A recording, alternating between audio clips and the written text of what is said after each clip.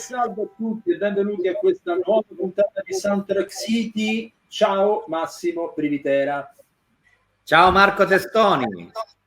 Allora, oggi parliamo delle nomination appena uscite dei Davide Donatello 2022. Secondo me il livello, Massimo, a me sembra molto interessante quest'anno. C'è veramente gara, soprattutto poi peraltro sulla categoria del miglior compositore. Sappiate che noi parliamo ovviamente delle nostre 3 categorie attinenti al programma, ovvero miglior compositore, miglior canzone originale e miglior suono. Allora vai Massimo, che ne pensi appunto di queste candidature? Ti piacciono? Allora, devo dire che quest'anno, come dicevi per l'appunto, accennando tu un po' alla qualità totalizzante di quelle candidate, devo dire che si va da una colonna sonora classica a una più sperimentale, a qualcosa anche di abbastanza attuale, temi tra il free jazz, il corale a cappella, poi c'è sinfonismo a profusione. Diciamo che rispetto agli altri anni che magari c'era tutto sinfonismo o tutto elettronica o una via di mezzo tra le due cose, quest'anno si spazia un po' tra gli stili e gli stilemi. Io, se sei d'accordo, allora elenchiamo un po' le categorie, partendo appunto dal miglior compositore. Anzi, prendiamo un esame uno per uno. Il primo è A Chiara di Dan Romer e Ben Zeitlin. Allora, qui faccio subito una polemica io. Bravo. Se cari produttori, cari editori musicali, ma se c'è una colonna sonora che addirittura viene nominata al Davide Donatello, ma la volete pubblicare, non dico un CD, non dico un album, ma almeno in digitale da qualche parte, è improbabile. Per cui, siccome molto spesso capita questo, cioè che le colonne sonore vengono in qualche modo bistrattate, distribuite, tanto con la scusa che i dischi non si vendono, allora non vengono neanche pubblicate. Secondo me questa qui è una pessima usanza. Quindi io direi, mi dispiace per Dan Romer e Zeitlin, ma noi non abbiamo avuto modo di sentire la loro colonna sonora. Tra l'altro Dan Romer non è il primo pinco pallino qualsiasi arrivato insieme a Zeitlin. Dan Romer ha fatto le colonne sonore di molti film oltreoceano e non solo, ma poi l'ultima volta l'abbiamo potuto apprezzare nella colonna sonora di Luca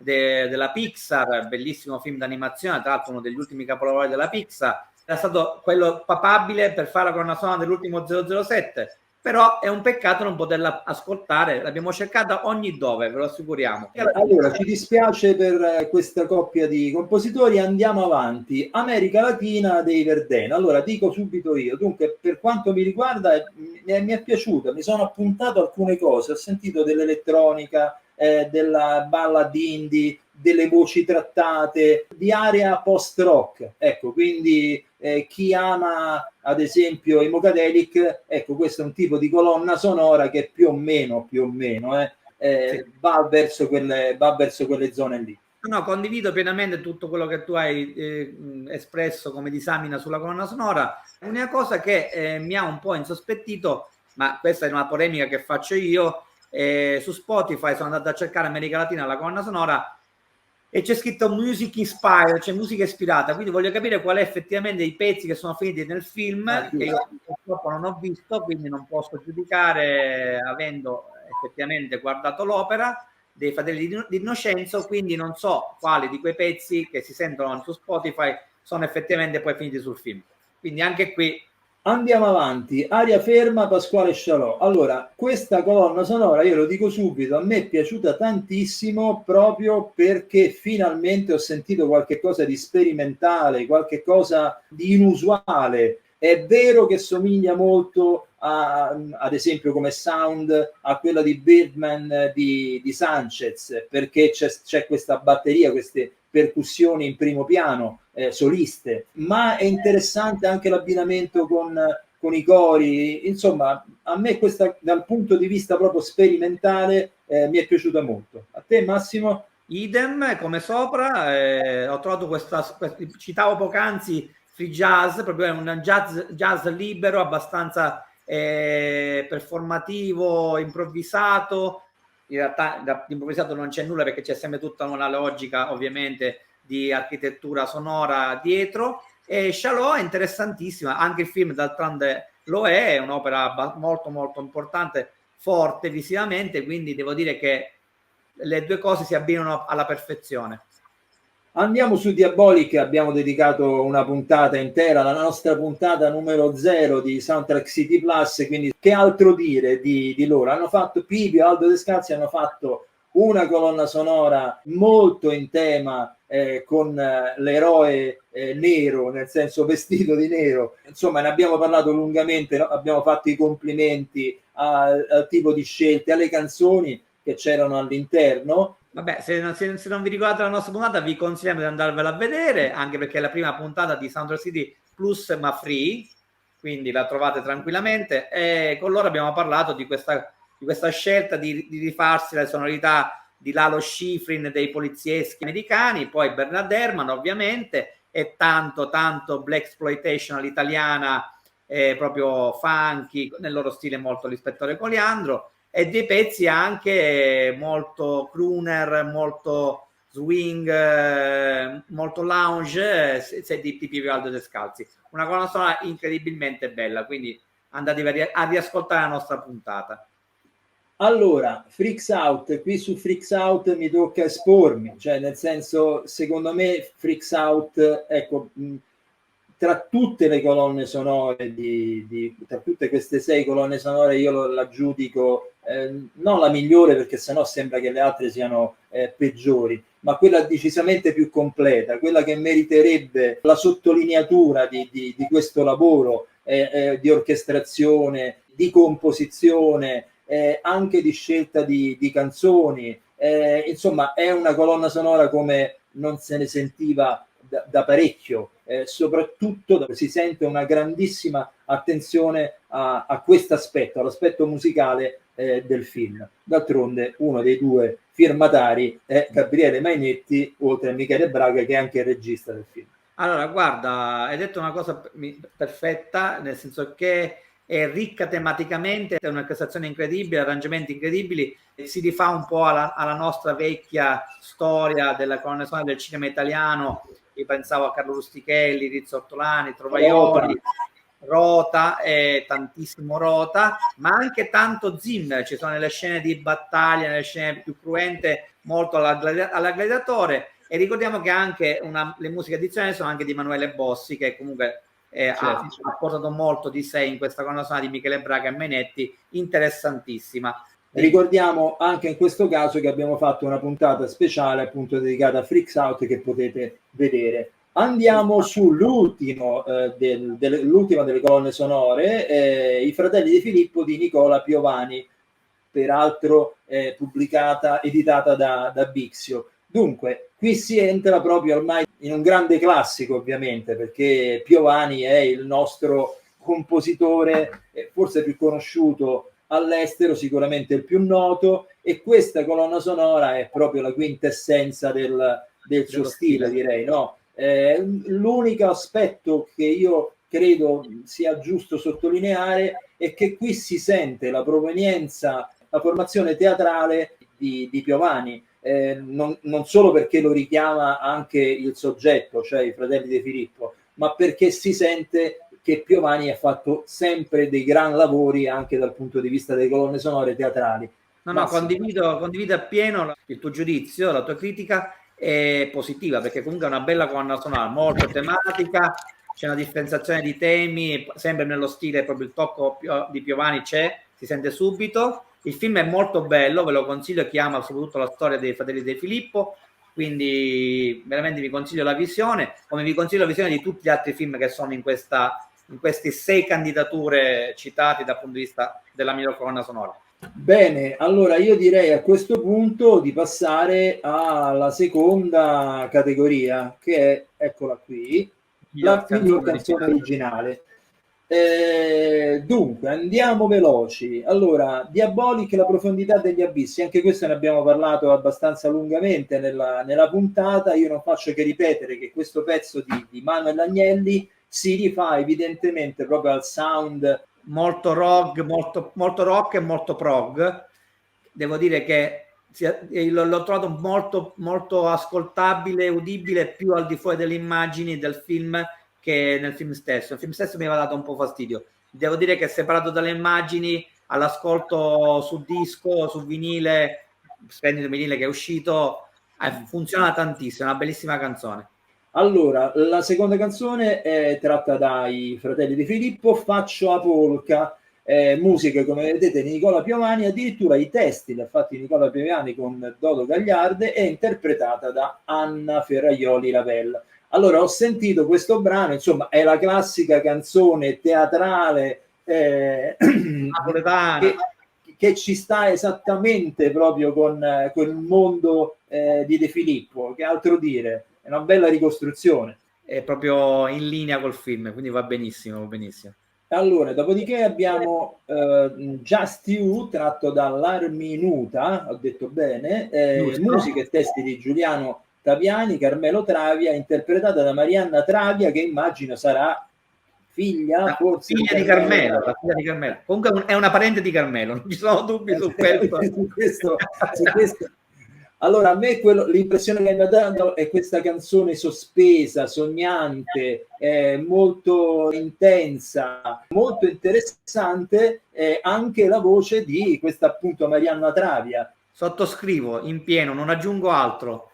Molto ambient new age astratta. Sì, ci sta. Sì. Allora, dopodiché, tratto da Marilyn agli occhi neri, Nei tuoi occhi, musica di Francesca Michelin, Andrea Farri. Andrea Farri, testi di Michelin, cantata da lei.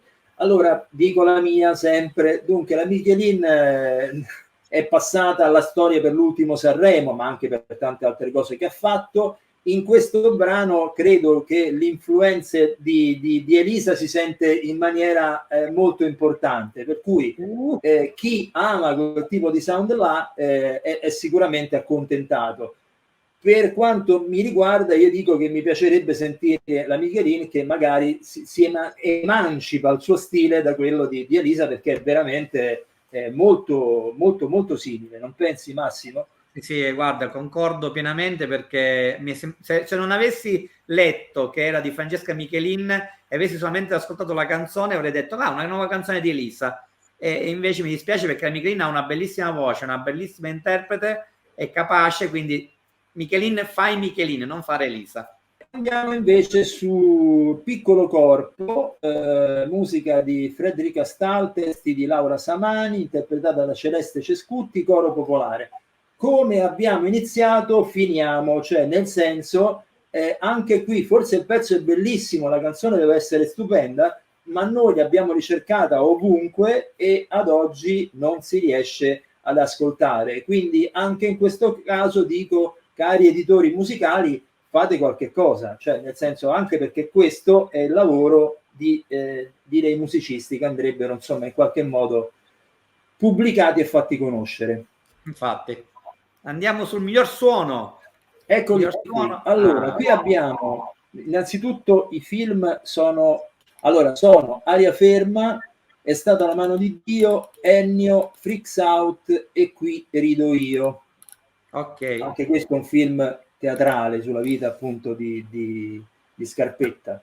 Allora, dici un po' te, Massimo, Aria ferma. Allora, Aria ferma è un film, come dicevo poc'anzi, forte, un vero pugno nello stomaco, e devo dire che il lavoro sull'audio, sul suono, sulla presa diretta è veramente incredibile. Si mescola alla perfezione, come anche È stata la mano di Dio, con tutto il lavoro le scelte della musica originale nel caso di Aria ferma e le scelte della musica di repertorio nel caso di È stata la mano di Dio, di bellissimo film, per me è un capolavoro di Sorrentino, perché in questo caso Sorrentino ha utilizzato pochissima musica, tutti i pezzi preesistenti di Nico Muli, di Gustav Holst e di Pino Daniele, che si sentono ogni tanto, ma il suono, come viene inglobato nell'ambiente, nei dialoghi, è perfetto.